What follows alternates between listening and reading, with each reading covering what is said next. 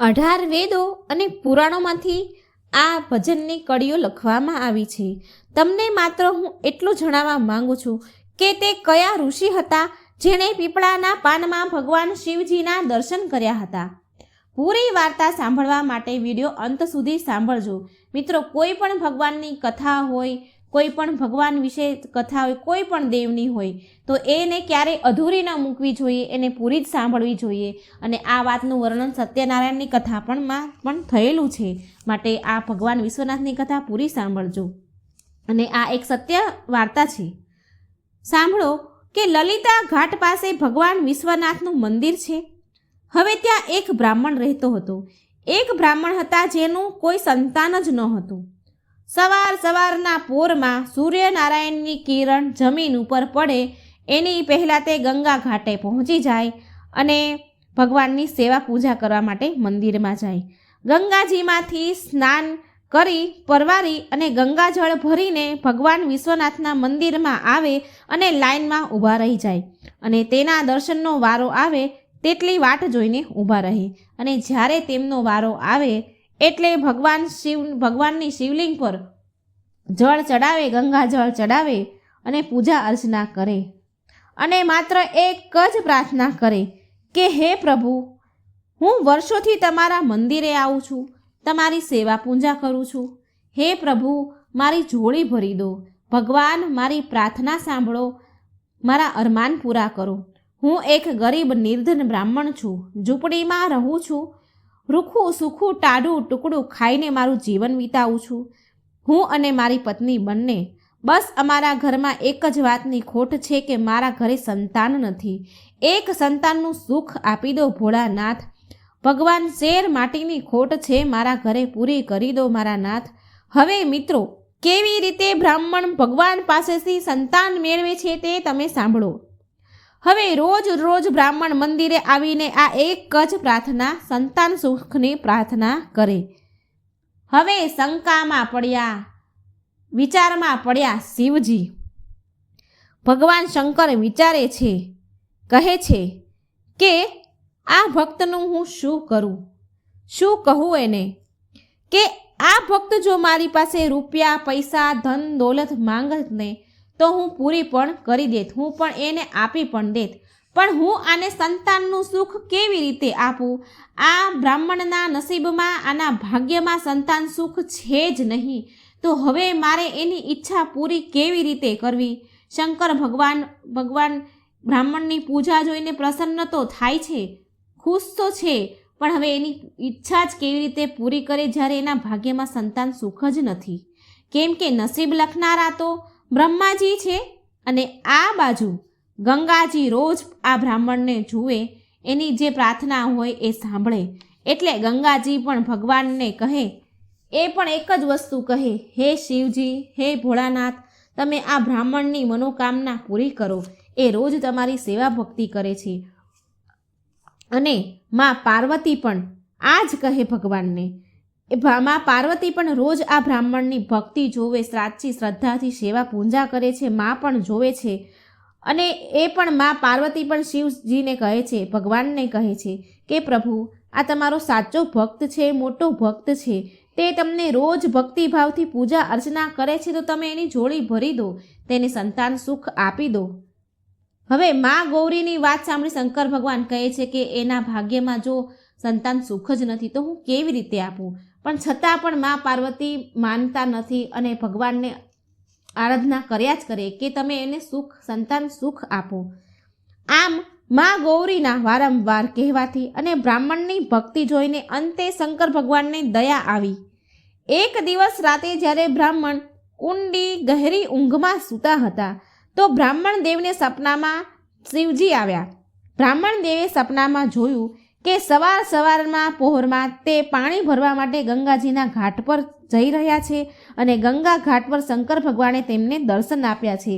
અને શંકર ભગવાન કહી રહ્યા છે કે બોલો બ્રાહ્મણ દેવ, તમારે શું જોઈએ છે?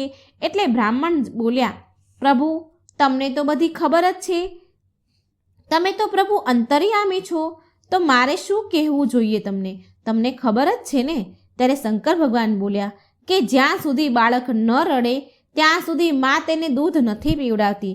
એવી જ રીતે ભગવાન સામે જ્યાં સુધી ભક્ત માંગતો નથી, જોડી ફેલાવતો નથી, ત્યાં સુધી ભગવાન પણ આપતા નથી.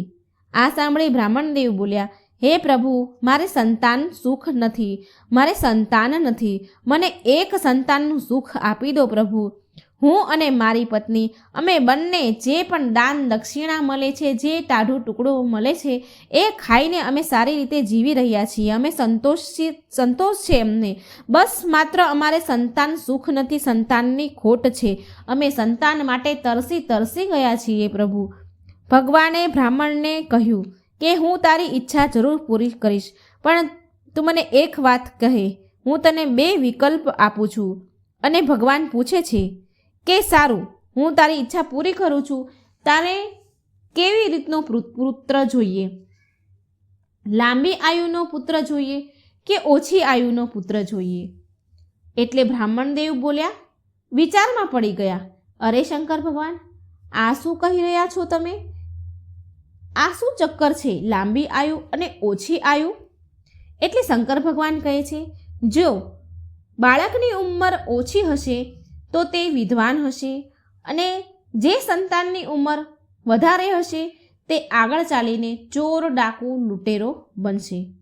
હવે મને જલ્દીથી કહે કે ઓછી ઉંમરવાળું આયુષ્યવાળું સંતાન જોઈએ છે કે લાંબી આયુષ્યવાળું સંતાન જોઈએ છે? હવે બ્રાહ્મણદેવ આ સાંભળી વિચારમાં પડી ગયા. હવે ભગવાનને જવાબ આપું તો શું? હવે તેણે વિચાર કર્યો કે આ વાત હું મારી પત્નીને જઈને કહું અને પછી જવાબ આપું.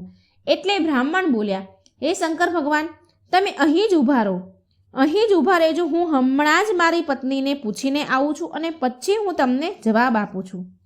બ્રાહ્મણદેવ દોડતા તેમના ઘરે તેની પત્ની પાસે આવ્યા અને તેની પત્નીને કહે છે કે તેને ગંગા ઘાટ પર શિવજીએ દર્શન આપ્યા છે અને કહે છે, મને પૂછી રહ્યા છે કે હું તારી સંતાન સુખની ઈચ્છા પૂરી કરીશ, પણ તને 2 પુત્રમાંથી 1 પુત્ર પ્રાપ્ત થશે.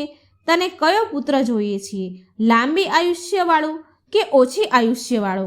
બ્રાહ્મણની પત્ની આ સાંભળીને તો ગભરાઈ ગઈ અને પૂછવા લાગી, અરે આ ઓછી આયુષ્ય અને લાંબી આયુષ્યનું શું ચક્કર છે?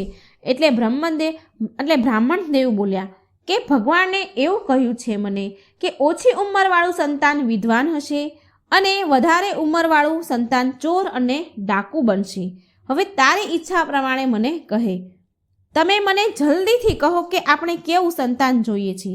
એટલે બ્રાહ્મણની પત્ની બોલી કે સ્વામી, આપણે તો ઓછી ઉંમરવાળું સંતાન અને વિદ્વાન બાળક જોઈએ છીએ. ઓછી ઉંમરવાળું હશે તો બી ચાલશે, લાંબી આયુષ્યવાળું હોય અને ચોર ડાકુ બને તો એ સંતાન સુખ કયા કામનું? માટે આપણે ઓછી સંતાનવાળું આયુષ્ય પણ ચાલશે. તમે જાઓ અને શિવજીને કહી દો કે આપણને ઓછી આયુષ્યવાળું અને વિદ્વાન સારું સંતાન આપે. હવે બ્રાહ્મણદેવ તેમની પત્ની પાસેથી જવાબ લઈને દોડતા પાછા ગંગા ઘાટ પર આવ્યા અને બોલ્યા કે હે પ્રભુ, ઓછી ઉંમરવાળું સંતાન અમને પ્રદાન કરો, વિદ્વાન સંતાન અમને પ્રદાન કરો, અમે તેનાથી જ કામ ચલાવશું.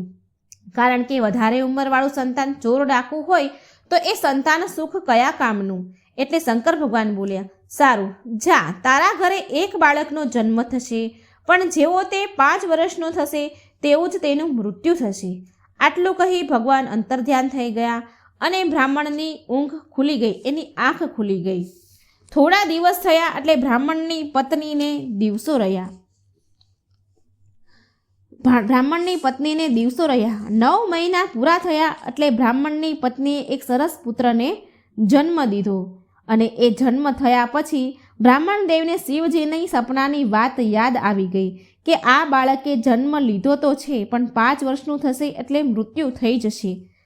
હવે જેમ તે બાળક મોટું થાય છે તેમ બ્રાહ્મણ અને તેની પત્નીને ચિંતા થાય છે. રાતભર રડ્યા કરે છે. હવે આમને આમ તેના છોકરાને મોટા કરતા 4 વર્ષ વીતી ગયા. હવે માત્ર તેની આયુષ્યમાં 1 જ વર્ષ બાકી હતું. હવે તે બાળક 4 વર્ષનો થયો એટલે હસતો રમતો થયો, ચાલતો થઈ ગયો, ખિલખિલાટ કરવા લાગ્યો, થોડું કાલું વાલું બોલવા લાગ્યો અને આ જોઈને તો બ્રાહ્મણ અને તેની પત્ની બહુ ખુશ થતા. થોડા સમય માટે તો એ ભૂલી પણ જતા કે આનું આયુષ્ય 5 જ વર્ષનું છે. એ ભૂલી જતા. બાળકો શેરીઓમાં ગલીઓમાં ફરે છે, પાઠશાળાએ ભણવા જાય છે. બંને એવું વિચારે છે કે કેવો મારો દીકરો સરસ હસે છે, રમે છે, કિલકાર્યો કરે છે અને એના થકી અમારું ઘર હર્યું ભર્યું છે. આજે ભણવામાં આમાં આ શીખીને આવ્યો, આજે આ શીખીને આવ્યો, એમ કરીને બંને પતિ પત્ની ખુશ થાય છે અને પછી પાછા અંતે ઉદાસ થઈને બેસી જાય છે અને બોલે છે કે કેવા દુર્ભાગ્ય છે આપણા. ન જાણે કઈ ઘડીમાં ભગવાન શિવે 5 વર્ષને આયુષ્યવાળું સંતાન આપ્યું. 5 વર્ષ પૂરા થશે એટલે આપણો દીકરો આપણને છોડીને ચાલ્યો જશે. હવે આમ ને આમ બિચારા ઉપાધિ કરે છે, ચિંતા કરે છે, રડે છે બંને પતિ પત્ની. અને આમને આમ સમય વીતતો ગયો અને હવે 4 વર્ષ 11 મહિના અને 29 દિવસ થઈ ગયા. હવે તે બાળકના મરવામાં માત્ર 1 જ દિવસ બાકી રહી ગયો. જ્યારે રાત પડી તો તે છોકરો સૂઈ ગયો તો બ્રાહ્મણ અને તેની પત્ની પાસે આવીને બેસી ગયા અને રડવા લાગ્યા. રાતનો સમયનો પહેલો પહોર ચાલી રહ્યો હતો એટલે કે રાતના 10 વાગ્યા હતા. બંને વિલાપ કરવા લાગ્યા કે જેવી જ સૂર્યની પહેલી કિરણ ધરતી ઉપર પડશે ને આપણો દીકરો મરી જશે, કેમ કે તેના જીવનના 5 વર્ષ પૂરા થઈ ગયા છે. જ્યાં આ દીકરાનો જન્મ થવાનો હોય અને જન્મદિવસ મનાવવાનો હોય એની જગ્યાએ તેનો મરણ દિવસ મનાવવો પડશે. પણ હવે આ તો વિધાતાએ લેખ લખી લીધા છે અને કોણ બદલી શકતું હતું. પણ બ્રાહ્મણે હજી સુધી હાર નહોતી માની. છોકરાના જીવ બચાવવા માટે હજી તેણે હાર નથી માની. તેણે તેના દીકરાને રાત્રિના 3જા પહોરમાં ઉઠાડ્યો અને તેના દીકરાને કહે છે કે બેટા, પહેલાંના જમાનામાં સાધુ સંત સ્નાન કરી લેતા હતા. આ પહોરમાં સૂર્યદેવના પ્રકાશની પહેલી કિરણ જમીન પર પડે તે પહેલાં સ્નાન કરીને ભક્તિ પૂજામાં બેસી જતા હતા. બ્રાહ્મણે રાત્રિના 3જા પહોરમાં તેના દીકરાને જગાડ્યો અને કાશી વિશ્વનાથના મંદિરમાં ફાટક બંધ હતા. કાશી વિશ્વનાથના મંદિરમાં લઈ ગયા પણ ત્યાંનું દરવાજા બંધ હતા. તેણે કાશી મંદિરના વિશ્વનાથ મંદિરના બહારથી જ તેને દર્શન કરાવી દીધા અને પછી લઈ ગયા ગંગા ઘાટે. ગંગાજીના પાવન તટ પર લઈને જઈને બેસાડી દીધો તેના દીકરાને બ્રાહ્મણે. અને તેના બાળકને એવું કહ્યું કે અહીંથી જે કોઈ સાધુ સંત અહીં સ્નાન કરવા આવે તો તારે તેના ચરણને સ્પર્શ કરી અને આશીર્વાદ લેવા, એને પગે લાગજે. બસ હવે શું? સાધુ સંતો ધીરે ધીરે ગંગા ઘાટ પર સ્નાન કરવા આવવા લાગ્યા અને તે બાળક ધીરે ધીરે બધા જ સાધુ સંતોને પગે લાગે છે. બ્રાહ્મણ ત્યાં એ છોકરાથી થોડે દૂર ઊભા રહ્યા. બધા જ સાધુ સંતને બાળકને આશીર્વાદ આપે છે અને ત્યાંથી ચાલ્યા જાય છે. અને અચાનક તે બ્રાહ્મણે જોયું કે દૂરથી સપ્તઋષિઓ આવી રહ્યા હતા અને સપ્તઋષિઓને જોઈને તે બ્રાહ્મણ ખુશ થયો. અને સપ્તઋષિઓમાં તો એ સમયે એટલી બધી શક્તિ હતી કે સપ્તઋષિઓ તપસ્યા કરીને ઘણી બધી શક્તિઓ મેળવી હોય છે અને સપ્તઋષિઓ ભૂત, ભવિષ્ય અને વર્તમાન પણ જોઈ શકતા હતા. વરદાન આપે તો વરદાન પૂરું થઈ શકતું હતું અને ફળતું હતું. સપ્તઋષિઓને દૂરથી આવીને જોઈતા તે બ્રાહ્મણ પોતે એક ઝાડ પાછળ સંતાઈ ગયો. તેના દીકરાને પગે લાગવાનું કહ્યું અને ધીરે રહીને ઝાડ પાછળ સંતાઈ ગયો અને તેના બાળકને ઈશારો કર્યો જ્યારે સપ્તઋષિ આવ્યા એટલે. અને જ્યારે સપ્તઋષિઓ નજીક આવ્યા તો તે બાળક ઊભો થયો અને ત્યાંથી ઋષિઓના ચરણ સ્પર્શ કર્યા, પગે લાગ્યો. એટલે સપ્તઋષિઓએ બાળકને આશીર્વાદ આપ્યા, આયુષ્યમાન ભવ, તારી ઉંમર લાંબી થાય. અને ઝાડ પાછળથી છુપાયેલો બ્રાહ્મણ દેવ બહાર નીકળ્યા. જેવા સપ્તઋષિએ આશીર્વાદ આપ્યા તેવો બ્રાહ્મણ બહાર નીકળે છે અને હસતા હસતા સપ્તઋષિઓને કહે છે તે બ્રાહ્મણ કે મહારાજ, તમે ઓળખ્યો આ એ જ બાળક છે જેની ઉંમર 5 વર્ષની હતી અને આ 5 વર્ષ પછી આજે મરવાનો હતો. આજે એનો છેલ્લો દિવસ છે. જેવી સૂર્યની કિરણ પડશે તેવું તેનું મૃત્યુ થશે. તમે આને આશીર્વાદ આપી આની ઉંમર લાંબી કરી દીધી છે. તમારું વરદાન ક્યારેય ખાલી નથી જતું. સપ્તઋષિઓએ વિચાર કર્યો કે અમે તો વરદાન આપી ચૂક્યા છીએ, અને જો અમારું દીધેલું વરદાન પૂરું ન થાય તો દુનિયામાં અમને માનવાવાળું કોઈ ન હોય. લોકો એવું કહેશે કે સપ્તઋષિઓના વરદાન આપે તો છે પણ તે પૂરા નથી થતા. બ્રાહ્મણદેવ બોલ્યો, હવે હું આ બાળકને લઈને શું કરું? હવે એનું સવાર થતાં મૃત્યુ થશે તો? એટલે સપ્તઋષિઓ બોલ્યા કે તમારો દીકરો આજે સવારે મરવાનો છે, તો થોડા સમય માટે આ બાળકને તમે અમને આપી દો. અને કહ્યું કે મહાદેવના વચનને મિથ્યા કરવાની અમારામાં ક્ષમતા નથી, અને જો અમે એવું કર્યું તો પણ મહાદેવ અમારાથી નારાજ થઈ જશે. બ્રાહ્મણે એની વાત માની અને સપ્તઋષિને તેનો બાળક આપી દીધો. અને આમ સપ્તઋષિઓએ વિચાર કરે છે અને પછી કહે છે કે ચાલો આ બાળકને આપણે બ્રહ્માજી પાસે લઈ જઈએ, અને પછી બ્રહ્માજી જાણે અને શંકર ભગવાન આપણે આ સમસ્યાનું હલ નીકાળવું જ પડશે. આપણે વરદાન આપી દીધું છે અને શંકર ભગવાનનું વરદાન પણ મિથ્યા ન થઈ શકે, માટે આનો ઉકેલ તો બ્રહ્માજી પાસે જઈને જ આવે ને. આમ કરીને સપ્તઋષિઓ તે બાળકને લઈને બ્રહ્માજી પાસે ગયા. જ્યારે બ્રહ્માજી પાસે આવ્યા તો તે બાળકને સપ્તઋષિએ કાનમાં કહ્યું ધીમેથી કે બેટા જા, પહેલાં છે એ બ્રહ્માજી છે, આ બ્રહ્માજી છે, તું ધીરે રહીને તેના ચરણ સ્પર્શ કરી આશીર્વાદ લે, પગે લાગજે. અને બ્રહ્માજી તે સમયે કોઈ અન્યનું ભવિષ્ય ભાગ્ય લખી રહ્યા હતા, કોઈનું નસીબ લખી રહ્યા હતા, અને નસીબ લખવામાં વ્યસ્ત હતા. તેમનું ધ્યાન આ બાળક ઉપર ન હતું. હવે તે બાળક ધીરે ધીરે બ્રહ્માજી પાસે ગયો અને તેમના ચરણને હાથ લગાવીને એણે સ્પર્શ કરી અને એણે પગે લાગ્યો. બ્રહ્માજીએ કલમ રોકી દીધી અને તે બાળક સામે બરાબર તેમનું ધ્યાન નહોતું, પણ બ્રહ્માજીએ એને આશીર્વાદ આપી દીધા. બ્રહ્માજી બોલ્યા, આયુષ્યમાન ભવ, તારી ઉંમર લાંબી થાય. આ સાંભળી સપ્તઋષિઓ બોલ્યા, ચાલો. બ્રહ્માજીએ પણ આયુષ્યમાનનો આશીર્વાદ આપી દીધો, લાંબી ઉંમરનો આશીર્વાદ આપી દીધો. આ સાંભળી બ્રહ્માજી બોલ્યા કે અરે, કેમ તમે સપ્તઋષિઓને કહે છે, તમે કેમ આવું બોલી રહ્યા છો? આશીર્વાદ મેં આપ્યો છે તો?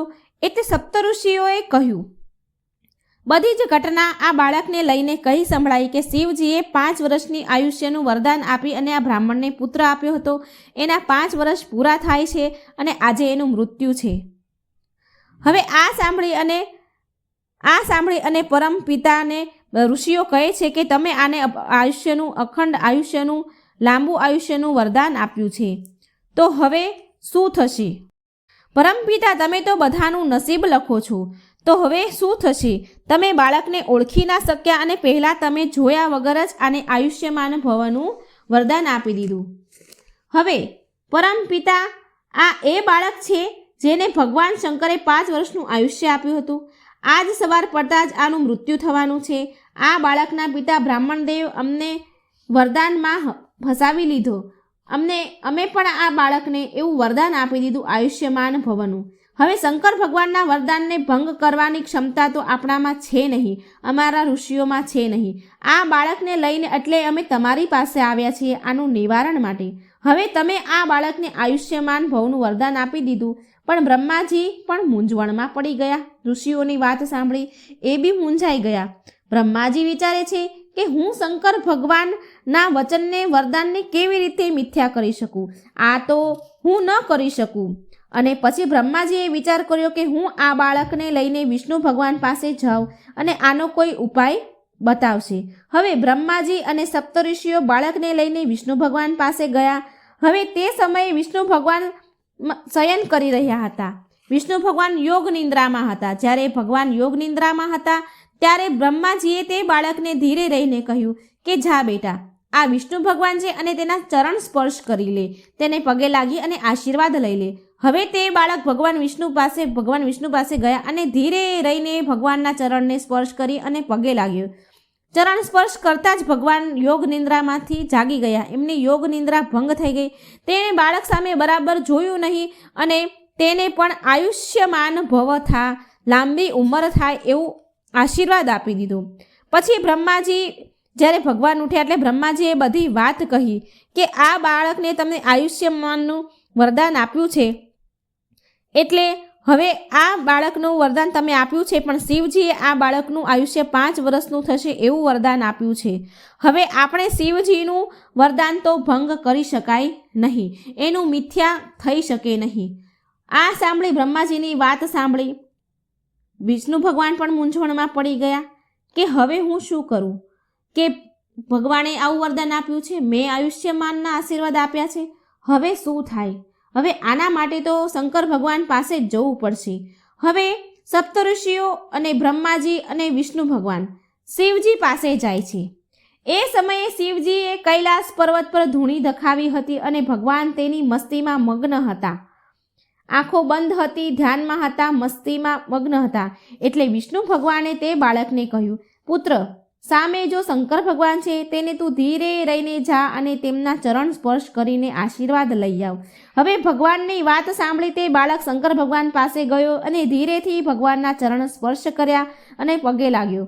ભગવાનની આંખ ખુલી, ભગવાનને પ્રણામ કર્યા. એટલે ચરણ સ્પર્શ થતાં શિવજીની આંખ ખુલી અને ભગવાને તેના પર બરાબર ધ્યાન ન ગયું અને તેમણે પણ શંકર ભગવાને પણ આયુષ્યમાન ભવ થાય એવા આશીર્વાદ આપી દીધા, તારી લાંબી ઉંમર થાય એવા આશીર્વાદ આપી દીધા. ભગવાનના આયુષ્યમાનના આશીર્વાદ આપ્યા પછી બ્રહ્માજી અને વિષ્ણુજી ભગવાન બોલ્યા કે હે પ્રભુ, તમે આ બાળકને ઓળખ્યો નહીં, તમે આ બાળકને 5 વર્ષનું આયુષ્ય આપ્યું છે. કમસે કમ તમે આંખો ખોલીને ધ્યાનથી જુઓ કે આ એ જ બાળક છે જેને તમે 5 વર્ષનું આયુષ્ય આપ્યું છે. તમે જોયું નહીં અને બાળકને એમના જ આશીર્વાદ આપી દીધા. હવે પ્રભુ તમારા જ આશીર્વાદ છે અને તમારા જ વરદાનથી 5 વર્ષની એની લાંબી ઉંમરનું વરદાન છે. હવે તમે આનું કોઈ નિવારણ કરો. શંકર ભગવાને આ બધી જ વાત વિષ્ણુ ભગવાનની અને બ્રહ્માજીની સાંભળી. એટલે શંકર ભગવાન કહે છે કે સપ્તઋષિઓને કહે છે કે આ બાળકને મારા મંદિરે લઈ જાઓ, કાશી વિશ્વનાથના મંદિરે લઈ જાઓ, ત્યાં બીલીપત્ર લઈને એને આપો અને બાળકના હાથે શિવલિંગ પર ચડાવો. એટલે સપ્તઋષિઓ તે બાળકને લઈને કાશી વિશ્વનાથના મંદિરે લઈને આવ્યા, બીલીપત્ર લઈને આવ્યા અને શિવલિંગ પર ચડાવવા માટે કહ્યું. હવે બાળક મંદિરમાં જાય છે અને શિવલિંગ પર બીલીપત્ર ચડાવે છે, ગંગાજળ ચડાવે છે. હવે તેવામાં તો સૂર્યદેવ ઉગે છે, એટલે સૂર્યની પહેલી કિરણ ધરતી ઉપર પડી અને યમરાજા તે બાળકના પ્રાણ હરવા માટે પહોંચી ગયા મંદિરમાં. કાળા ભયાવહ સ્વરૂપ, એવું ભયંકર સ્વરૂપ યમરાજાનું જોઈને તે બાળક ડરી ગયો. જેવા યમરાજા બાળકના પ્રાણ હરવા જાય છે તેવો જ તે બાળક તેના બંને હાથે શિવલિંગને પકડી લે છે. જેવી રીતે બાથ ભરીએ એવી રીતે શિવલિંગને બાથ ભરી લે છે. અને યમરાજા બોલ્યા, ચાલો બેટા, તારો મૃત્યુનો સમય આવી ગયો છે, તારો સમય પૂરો થઈ ગયો છે. એટલે તે બાળક બોલ્યો, હું તો આવીશ, પણ મારી સાથે આ ભગવાન શિવ પણ આવશે. આ વાત સાંભળી, આ વાત હજી ચાલી જ રહી હતી તેવામાં શંકર ભગવાન પ્રગટ થયા અને ત્યાં યમરાજાને બોલી ઉઠ્યા કે હે પ્રભુ,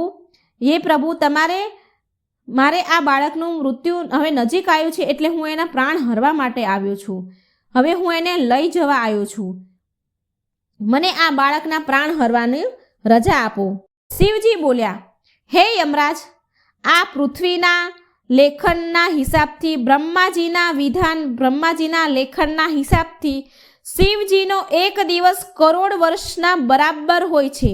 તો તમે ગણો યમરાજાજી, આ બાળકના 5 વર્ષની ઉંમર 1 દિવસના કરોડો વર્ષના હિસાબે કેટલી થઈ? હવે યમરાજા પાસે એટલો સમય ક્યાં હોય કે તે આ બધું ગણવા બેસે? અને પછી તે ભગવાનની વાત સમજી ગયા. ભગવાનને જે કહ્યું એ બધું જ એમને સમજમાં આવી ગયું અને તેના પ્રાણ ન લીધા અને ત્યાંથી ચાલ્યા ગયા. અને એ બાળકને લાંબુ આયુષ્ય મળી ગયું. આયુષ્યમાન ભવના આશીર્વાદ તે બાળકને ફળી ગયા. અને મિત્રો, આ બાળક બીજું કોઈ નહીં, ઋષિ માર્કંડે હતા. મિત્રો, પ્રયાગરાજમાં અકબરનો એક કિલ્લો છે, તેની અંદર એક અક્ષય વૃક્ષ છે. તે અક્ષય વૃક્ષમાં પીપળાના પાનમાં ભગવાન શિવ આ બાળકને દર્શન આપ્યા હતા. અને તે બાળકે 18 વેદ પુરાણમાંથી એક વેદ પુરાણ લખ્યું હતું, જેણે સ્વયં મૃત્યુને પરાજિત કર્યું હતું. અને તેમને પોતે માર્કંડે પુરાણની તેમણે પોતે રચના કરી હતી અને તેમના દ્વારા જ મહામૃત્યુંજયના મંત્રોના ઉચ્ચારણ કરવામાં આવ્યા હતા. ઋષિ માર્કંડે જ મહામૃત્યુંજય મંત્રનું નિર્માણ કર્યું હતું. આ વાર્તા સત્ય છે. મિત્રો, જો મારી આ વાર્તા સારી લાગી હોય તો મારી ચેનલને લાઈક, સબસ્ક્રાઈબ અને શેર જરૂર કરજો. મિત્રો, આજે હું શંકર ભગવાન અને તેના ભક્તની સરસ મજાની રોચક વાર્તા કહેવા જઈ રહી છું. મિત્રો, હું ભગવાનની નવી નવી જાણકારીની વાર્તાઓ હંમેશા લઈને આવતી રહું છું. જો તમને મારી ચેનલ સારી લાગે તો મારી ચેનલને લાઈક, સબસ્ક્રાઈબ અને શેર જરૂર કરજો. ભોલા નામનો એક ખેડૂત હરિપુર ગામમાં રહેતો હતો. તેને એક પત્ની અને 2 બાળકો પણ હતા. ભોલો એક શાહુકારની ત્યાં મજૂરી કરતો હતો.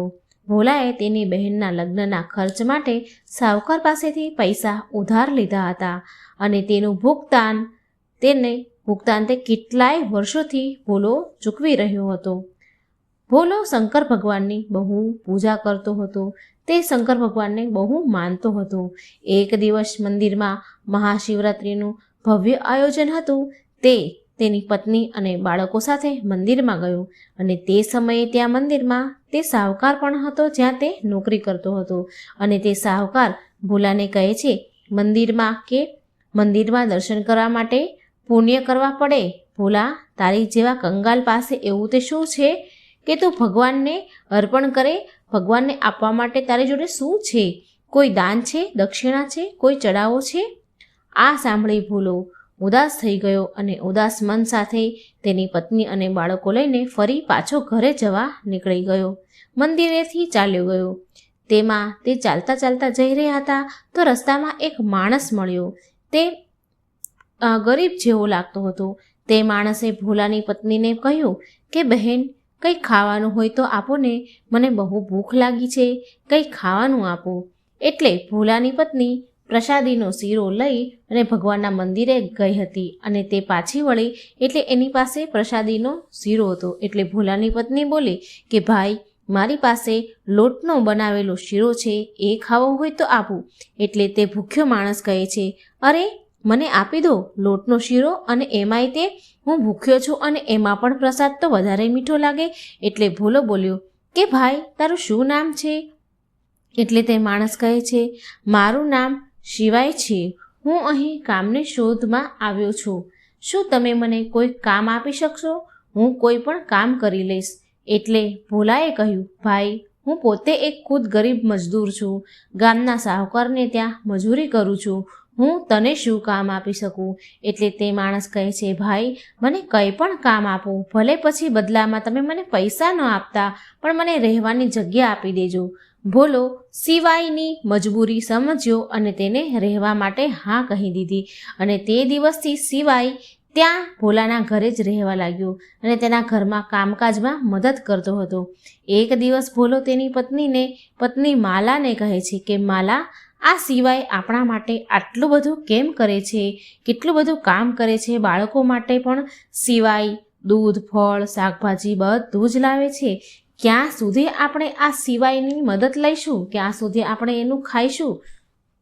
પૈસા લીધા વગર આપણે ક્યાં સુધી તેની પાસે કામ કરાવશું? એટલે ભોલાની પત્ની બોલી કે તમે એક કામ કેમ નથી કરતા? સિવાયને તમારા શાહુકારને ત્યાં નોકરી અપાવી દો, તો તેના કામના બદલામાં પૈસા પણ મળી જશે. ભોલાને માલાની વાત સાચી લાગી. ભોલો સિવાયને લઈને શાહુકારની ત્યાં જાય છે અને કામ અપાવે છે. સિવાયને કામ મળી જાય છે. હવે સિવાય ભોલાની સાથે સાથે ખેતરમાં ખેતી કરવા લાગે છે, ખેતરમાં કામ પર જવા લાગે છે. શાહુકારની ત્યાંથી સિવાયને જે પણ પગાર મળતો તે બધા પૈસા સિવાય ભોલાને ભેગા કરવા માટે આપી દેતો હતો. ભોલો કેટલી બધી વાર એમ કહે કે સિવાય, આ પૈસા તું લઈ લે. પણ ત્યારે સિવાય જવાબમાં કહે કે પૈસા સમય આવશે ત્યારે કામ લાગશે. એટલે એકવાર શાહુકાર ભોલાને અને સિવાયને બીજા કામ માટે બહાર મોકલે છે. એવામાં જતા જતા રસ્તામાં ચાલતા ચાલતા જાય છે એટલે રાત પડી જાય છે. વચ્ચે જંગલ આવે છે. જંગલના રસ્તામાંથી એક શહેરના ગર્જનાનો અવાજ આવ્યો. ભોલો અવાજ સાંભળીને બહુ ગભરાઈ ગયો. તો સિવાય બોલ્યો કે ભોલાભાઈ, તમે કેમ ગભરાઓ છો? તમે તો શંકર ભગવાનના પરમ ભક્ત છો, તો ડરો છો કેમ? જ્યારે ભક્ત મુસીબતમાં હોય છે ને, તો ભગવાનને પણ સહાયતા માટે આવવું જ પડે છે. ભોલાભાઈ, તમે ડરશો નહીં. એવું કરો, આ ઝાડ ઉપર ચડીને બેસી જાઓ, બાકી બધું હું જોઈ લઈશ. એટલે ભોલો કહે છે કે શિવા, હું તને એકલો મૂકીને કેવી રીતે ઝાડ પર ચડી જાઉં? આ તો ખોટી વાત છે ને. શિવો કહે છે, ભોલાભાઈ, તમે નિશ્ચિત રહો, એવું કંઈ નહીં થાય. અને ભોલો ઝાડ પર ચડવા માટે જેવું પાછું વળીને જુએ છે એવો તો પાછળ વાઘ ઊભો હોય છે. ભોલો વાઘને જોઈને થર થર થર ડરવા લાગે છે, ધ્રુજવા લાગે છે અને ઓમ નમઃ શિવાય, ઓમ નમઃ શિવાય, ઓમ નમઃ શિવાયના જાપ કરવા લાગ્યો, ડરવા લાગ્યો. ખૂબ પરસેવો છૂટી ગયો. શિવાય વાઘની આગળ આવીને ઊભો રહી ગયો. વાઘ થોડીવાર શિવાયની સામે જ જોયા કર્યું અને કંઈ ગરજ્યા વિના, કંઈ કહ્યા વિના જંગલ તરફ તે સિંહ ચાલ્યો ગયો. પછી ભોલો અને શિવાય બંને ઘરે આવી ગયા. ભોલો આખી રાત તે ઘટનાને યાદ કરતો રહ્યો. તે સૂતો નહીં. બીજા દિવસે સવારે જ્યારે તે ઉઠીને જુએ છે તો શિવાય ઘરે ન હતો. શિવાય ઘરેથી ક્યાંક ચાલ્યો ગયો હતો. ભોલો આસપાસમાં જુએ છે, પૂછપરછ કરે છે, તપાસ કરે છે, પણ કોઈને શિવાયની ખબર ન પડી. તે જઈને સાહુકાર પાસે ગયો અને પૂછ્યું. એટલે સાહુકારે કહ્યું કે ભોલો સવારે મારી પાસે આવ્યો હતો અને તેણે કહ્યું કે તે અમરનાથની યાત્રા કરવા નીકળવાનો છે, માટે તે એનો હિસાબ કરાવીને ગયો. ભોલો ઘરે પાછો ગયો અને બધી જ વાત માલા તેની પત્નીને કહી સંભળાવી. માલા પણ સાંભળીને બહુ હેરાન થઈ ગઈ કે અચાનક કંઈ કહ્યા વિના, બતાવ્યા વિના અમરનાથની આટલી લાંબી યાત્રા પર કેવી રીતે નીકળી ગયો. ભોલાને કંઈ સમજમાં ન આવ્યું અને તે દિવસે તે સૂઈ ગયો. એટલે રાત્રે ભગવાન શંકર ભોલાના સપનામાં આવ્યા અને ભોલાને કહે છે, ભોલા ઉઠ, તે મને ઓળખ્યો નહીં? હું જ તારો શિવાય છું, જેના વિશે તું ચિંતા કરી રહ્યો છે. ભોલો ગદગદ અવાજે બોલ્યો કે હે ભગવાન, તમે જ શિવાય છો? મેં તમને ઓળખ્યા નહીં. મારાથી આ કેવી મોટી ભૂલ થઈ ગઈ. હે મહાદેવ, મને માફ કરી દો.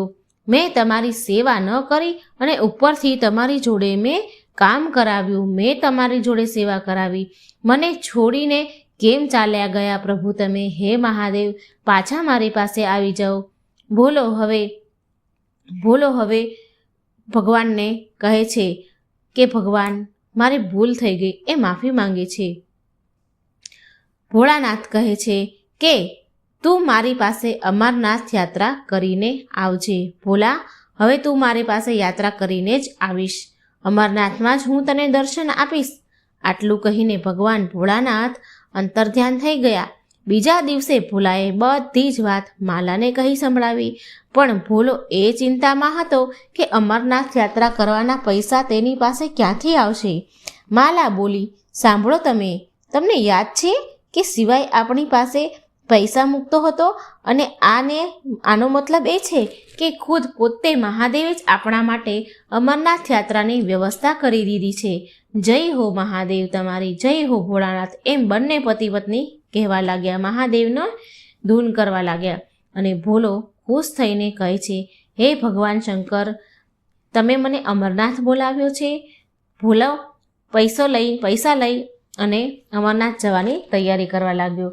ભોલો તે સિવાયના જે પૈસા ભેગા કરેલા હતા તે અમરનાથ યાત્રા કરવાની બધી તૈયારી કરે છે અને સાહુકારની પાસે થોડા દિવસની રજા માંગવા જાય છે. સાહુકાર પાસે જ્યારે રજા માંગવા જાય છે તો સાહુકાર ભોલાને કહે છે, સાહુકાર બોલ્યો, ભોલા, રજા તો તું લઈ લે, તેના પૈસા તો હું તારી રજાના કાપી જ લઈશ. પણ શું તું અમરનાથ યાત્રા વિશે કંઈ જાણે છે? તો કેટલે દૂર જઈ રહ્યો છે અમરનાથ ધામ. પૈસા, કપડાં, ખાવાનું, પીવાનું, પૂરા પરિવારની સાથે તું કેવી રીતે અમરનાથ યાત્રા કરીશ? બહુ બધું જોવું પડે છે. ત્યાં એમ જ થોડી યાત્રા થાય છે. ત્યાં પૂરું પંચીકરણ થાય છે. પૂરી રીતે જો સ્વસ્થ મનુષ્ય હોય ને તે જ અમરનાથની યાત્રા કરી શકે છે, નહીં તો રસ્તામાં જ રોકી દે છે. અને તું તો છે એક ગરીબ, કમજોર. 2 દિવસમાં પણ તું 2 રોટલી નથી ખાતો. રસ્તામાં જ પડીને બેભાન થઈ જઈશ તો પાછો મોકલી દેશે તને. હું પણ જાઉં છું મારા પરિવાર સાથે અમરનાથની યાત્રા કરવા. તું જોજે, હું તો અમરનાથની યાત્રા કરીને જ પાછો આવું. ભોલાને તે સાહુકાર કહે છે, ભોલો તો પણ તેના પરિવાર સાથે અમરનાથની યાત્રા કરવા માટે નીકળી જાય છે અને આ બાજુ સાહુકાર પણ તેના પરિવાર સાથે યાત્રા કરવા માટે નીકળવાનું તૈયારી કરે છે. પણ કિસ્મતમાં તો કંઈ બીજું જ લખ્યું હતું. 75 વર્ષની ઉંમર પછી સાહુકારને પંચીકરણનું સ્થગિત કરવામાં આવ્યું, કારણ કે 75ની ઉંમર પછી ત્યાં જવા નહીં દેતા. સાહુકારે મનમાં વિચાર્યું કે લાગે છે શંકર ભગવાન મારાથી રિસાઈ ગયા. શંકર ભગવાને મને શિક્ષા આપી છે, સજા આપી છે. તેની યાત્રા માટે કોઈ ગરીબ કે અમીર નથી હોતું. તે જેની પર કૃપા કરે છે ને તે જ તેના દર્શન કરી શકે છે. લાગે છે ભોલો તેમનો મારાથી પણ મોટો સેવક છે, માટે તેને અમરનાથ યાત્રા પર જવાનો શુભ અવસર મળ્યો. હું કેમ ન સમજી શક્યો કે ભગવાન તો પ્રેમના ભૂખ્યા છે. તેમને ધન દોલત પકવાનોથી કોઈ મતલબ નથી હોતો. ભગવાનને કોઈ એક સુકાયેલી રોટલી પણ ખવડાવી દે ને તો એના પર પણ ભગવાન પ્રસન્ન થઈ જાય છે. હે ભોળાનાથ, મને માફ કરી દો, મારાથી ભૂલ થઈ ગઈ. મેં એક ગરીબ મજદૂરની ફાયદો ઉઠાવ્યો છે, ગરીબીનો ફાયદો ઉઠાવ્યો છે. મેં હંમેશા ભોલાનો ફાયદો ઉઠાવ્યો છે. બસ એકવાર ભોલો યાત્રાથી પાછો આવી જાય, યાત્રા કરી અને પાછો ફરશે એટલે હું ખુદ તેની જોડે માફી માંગી લઈશ. ભોલો માલા અને બાળકો સાથે પહેલગામ પહોંચી ગયા અને ત્યાંથી તે ચાલીને જ યાત્રા તેમણે શરૂ કરી. જય ભોળાનાથ, જય ભોળાનાથના જાપ કરતાં કરતાં ભોલો આગળ વધે છે. ચાલતા ચાલતા બિચારા છોકરાઓ ભૂખ્યા થયા એટલે છોકરા કહે છે, બાપુ અમને ભૂખ લાગી છે. એટલે ભોલો કહે છે તેના પરિવારને કહે છે કે તમે અહીં મોટા એક પથ્થર ઉપર બેસો. હું અહીં કોઈને પૂછું છું કે અહીં કંઈ ખાવા પીવાનું મળે છે કે નહીં, અહીં ક્યાંય ખાવા પીવાની વ્યવસ્થા છે કે નહીં. એટલામાં ત્યાં એક માણસ ભોલાએ જોયો. એટલે તે ભોલાએ તે માણસને પૂછ્યું કે અરે ભાઈ, આ અમરનાથની અહીંયા જગ્યામાં ક્યાંય ખાવા પીવાની સુવિધા છે ખરી? અહીં ક્યાંય જમવાનું મળશે ખરી? એટલે તે માણસ કહે છે, અરે ભાઈ, આ અમરનાથ શ્રદ્ધાળુઓ માટે લંગર કમિટીવાળા લોકો પૂરા દિલથી મનથી યાત્રાળુઓના સ્વાગત સત્કાર કરવા માટે સદાય તેની રાહ જોઈને બેસે છે. ખાવા પીવાથી લઈને સુવાની પણ અહીં સુવિધા કરેલી છે, સગવડ છે અમરનાથની યાત્રા કરનારના શ્રદ્ધાળુઓ માટે. ચાલો ભાઈ, હું તમને ત્યાં રસ્તો બતાવું છું.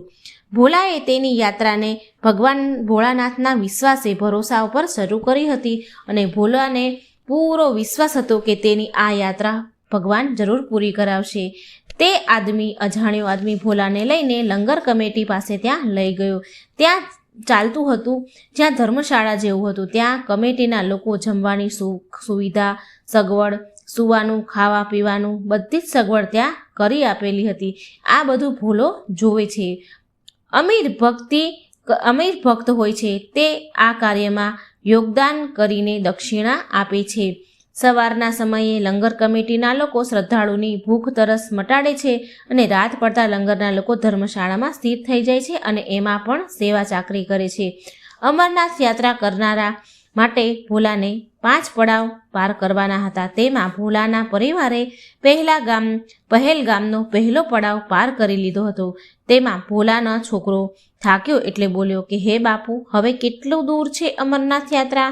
એટલે ભોલો કહે છે, નમન બેટા, હજી તો આપણે 1 પડાવ પાર કર્યો છે બેટા, હજી આપણે બીજા 4 પડાવ પાર કરવાના છે. ભોલો કહે છે કે બેટા, ભગવાન ભોળાનાથનું નામ લેતા જાઓ, ભગવાન શક્તિ આપશે અને આપણા બાકીના પડાવ પણ પાર થઈ જશે. રસ્તામાં થોડી જગ્યાએ તેનો પરિવાર વિશ્રામ કરતા રહ્યા, ઊભા રહેતા ગયા, થાક ખાતા ગયા અને ધીરે ધીરે અમરનાથની ગુફા સુધી તે પહોંચી ગયા. પૂરો પરિવાર ભગવાન અમરનાથના દર્શન કરે છે. બધા ખુશીથી ગાંડા થઈ ગયા. ભોલો કહે છે તેની પત્નીને કે તને ખબર છે માલા, અમરનાથની તીર્થયાત્રા તીર્થોનો પણ તીર્થ છે અમરનાથ કહેવાય છે, કારણ કે અહીં ભગવાને પાર્વતીજીને અમૃતત્વનું રહસ્ય બતાવ્યું હતું. તેમાં ભોલાનો છોકરો બોલે છે કે બાપુ જુઓ, પેલા 2 કબૂતર છે.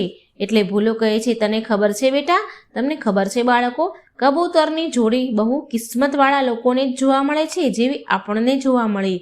બધા બરફની મૂર્તિ, બરફની શિવલિંગ જે હતી ભગવાન અમરનાથની, તે શિવલિંગના દર્શન કરે છે. ભોલો સદાય યાદ રહી જાય તેવી અમરનાથ યાત્રા કરીને ખુશી ખુશી પાછો આવી જાય છે અને સાહુકાર ભોલાની માફી માંગે છે. સાહુકાર ભોલાને કહે છે કે મારી બહુ ભૂલ થઈ ગઈ છે, મેં હંમેશા તારો ફાયદો ઉઠાવ્યો છે. એમ કરી અને ભોલાની માફી માંગે છે અને તેનો સારો પગાર પણ કરી આપે છે. અને તે દિવસથી જ ભોલાના જીવનમાં બહુ ખુશીઓ આવી. ભગવાન શિવ શંકરના આશીર્વાદથી એના ઘરમાં ખુશીઓથી ભરાઈ ગયું અને પૈસે ટકે પણ એનું સારું થયું. તો મિત્રો, આ હતી શંકર ભગવાન અને તેના ભક્તની વાર્તા. જો તમને આ વાર્તા સારી લાગી હોય તો નવા નવા વિડીયો જાણવા માટે મારી ચેનલને લાઈક, સબસ્ક્રાઈબ અને શેર જરૂર કરજો. જય શ્રી કૃષ્ણ. રાધે રાધે. Thank you.